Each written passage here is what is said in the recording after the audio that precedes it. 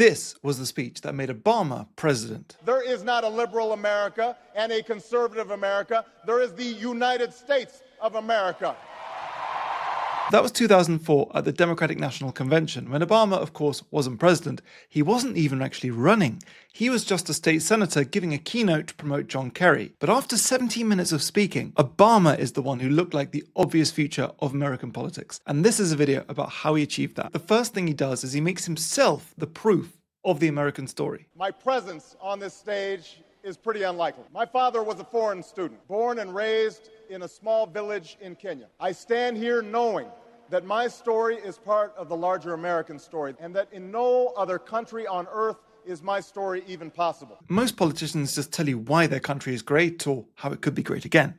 But Obama does the opposite, in which he just makes himself a piece of evidence for the fact that, if America is tolerant, if it's generous, then someone like him can exist. So he's not arguing a point, he's just presenting himself as proof. The second thing he does is he joins America's story. Our pride is based on a very simple premise, summed up in a declaration made over 200 years ago, that all men are created equal, that they are endowed by their Creator with certain inalienable rights, that among these are life, liberty, and the pursuit of happiness.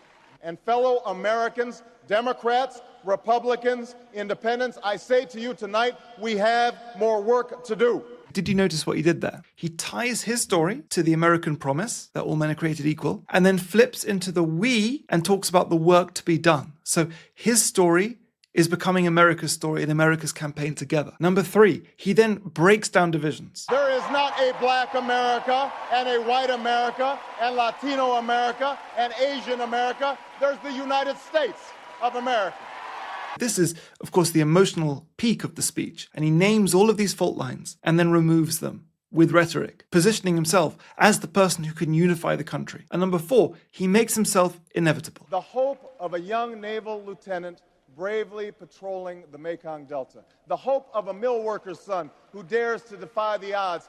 The hope of a skinny kid with a funny name who believes that America has a place for him too.